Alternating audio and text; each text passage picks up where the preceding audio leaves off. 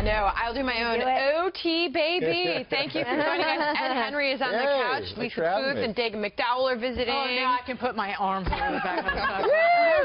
Now you can really let loose. Oh, this is how I like to test Jay Sirocco. Sit like this. Let your arm. Yeah, I know, but out over time, it's fine. One thing I wanted to point out is President Trump said it's Snap-on in Wisconsin today. Snap-on makes the best tools ever. So Father's Day is coming up. I need a new chainsaw. That's good to know. Do you like get in the backyard and do all kinds of work and stuff, or you live in the city, right? She used to have a Connecticut house. Yeah, I've still got a place out in Connecticut. No, but I know tools. I have a garage of delicious tools and. I feel like Father's Day is always a tough one to try to figure, or at least I think Father's Day is much tougher than Mother's Day to try to figure out what to buy. This year Father's Day is not that hard because you got look about baseball.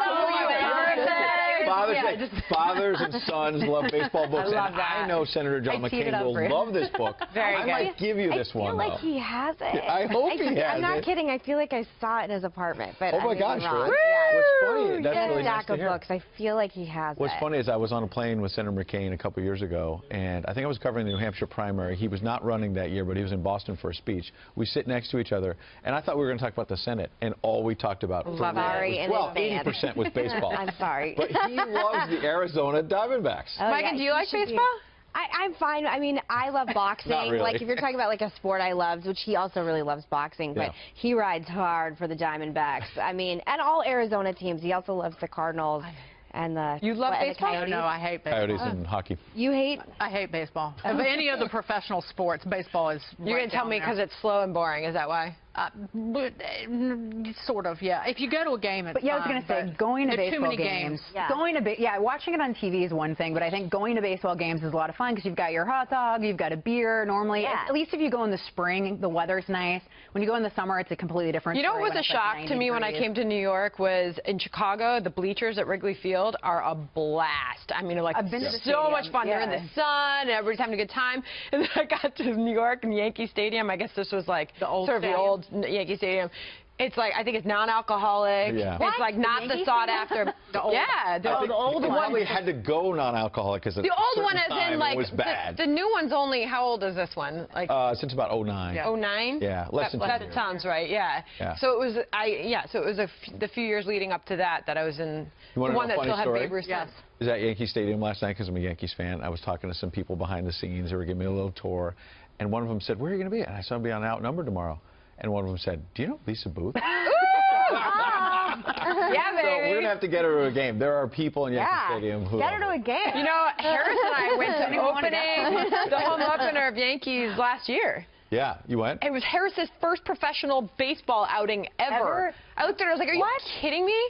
So how is it possible? We had a blast. I go to a Mets game every year, at least one, if not more than one. Well, you guys have to go to the Diamondbacks games because that's an air-conditioned stadium. Yeah. It's so hot. That's weird. And you can also go in the pool. And if you ever see them hit a home run, you can see the pool inside. Yes. What? And there's this like bikini babes walking around. Like what? My brothers aren't mad at every time they go. So we didn't get wearing a bathing suit in public, never. At a baseball game. So we had breaking news on the show. We didn't get to talk about one of my favorite stories of the day, which was the DNC chairman getting booed by his own people. They were basically, this is an event, and they're like, hey, we're bringing out the new DNC chair. He's awesome. What's going people are on booing, there? And they're like, we want Bernie. We want Bernie. And I think it's remarkable the Democratic Party base is still obsessed with Bernie Sanders. Oh, Kennedy's not here to do her Bernie impression, but... Is it good? Yes. Yeah, that and Nancy Pelosi. No, I can only do Hillary. But yeah, amazing story. No, because it's really, basically people start having seizures when I do it. People give me sometimes that they'll change the channel when we start talking about Hillary because they don't want to hear it anymore. So that says anything. But you know, I had a discussion about this with a friend of mine over the weekend about Bernie Sanders. They were like, what is it about him? I'm like, it's his authenticity. Yeah. He believes what he says, and it doesn't seem manufactured. Plus, Tom Perez is just he's also. You think Bernie Sanders believes what he says? I think that if he doesn't believe it, he's damn good at faking it. But he's now a martyr on top of everything else because the election was stolen from him by the DNC and Hillary. They did stack the deck against him. I actually have friends that are Bernie supporters, if you can believe this, because I went to Columbia and I have friends left over from college. Listen, I try not to let politics impact my friendships, if possible. And the way they talk about him is like it was this great stolen election. He could have been president, saved the world. And I think it's a little delusional, but they still love him. Can I bring up something really quickly? Because I know that you will be in on this. So I was at my parents' house over the weekend and watching, like, on the DVR clips of Real Housewives of New York City, and Carol Radziwill. Lisa loves it too. Radziwill is on. So this was filmed before the election, and she keeps bragging about how I'm a journalist and I worked at ABC News, and I actually read the articles and I'm more informed than all these people. And she's utterly obsessed with Hillary Clinton. Wait, who's this again? I don't know. Carol Radziwill, who was married to Anthony Radziwill. Who was JFK's first cousin, and she's on Real Housewives of New York City, but she is so and so condescending. And to Dagen's point, because obviously this is a very important topic that I'm sure no, but it does I know I don't. I love this stuff. I'm completely kidding. But what's funny about it too is she keeps saying that nobody's smart enough to have a conversation about me or with me about this, and then as soon as anyone tries to engage in conversation with them, she's like, I can't talk about that. You don't know what you're talking about. You just read the headlines. I can't talk to you at all. You just read the headlines. So a little that buffoon is going to lose. A little gossip, because I'm friends with Andy. She has an election night meltdown. Oh, I can't wait. Of some kind. Apparently, it's going to be a big episode when Trump wins. Apparently, she doesn't take it well, I was told. By the way, speaking... I know.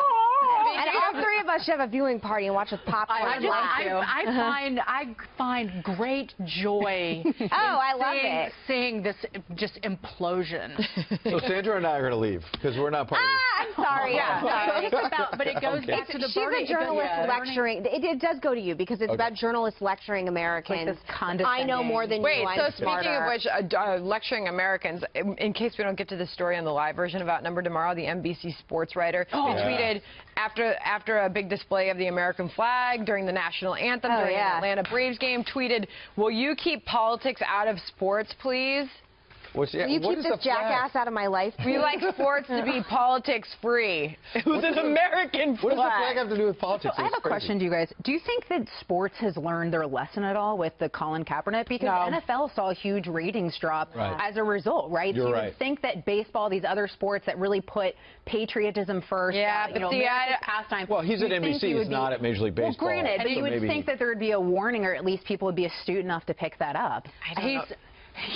I looked at his Twitter feed before I came on, and he is like whining about all the hatred that's been spewed at him on Twitter. I'm like, welcome to our world. I know. Yes, we get it all day long, every day. I think sometimes I assume he's liberal just because I don't really know anyone that's conservative that would desecrate the flag that way. But people like that, we talked about this when we were on the show last week about that Hollywood director, that I don't think you understand, like, the flag is draped over the coffins of soldiers who are killed in combat when they come back for a reason, because it's symbolic and it's a symbol of patriotism. And if you don't want to live in a country where we celebrate the American flag, I say this, Canada and man bun prime minister, get up there, get out of here, it doesn't matter. Man bun is weird goatee. I know that I'm talking a lot, so I apologize for that, because people have told me to shut the hell up on Twitter.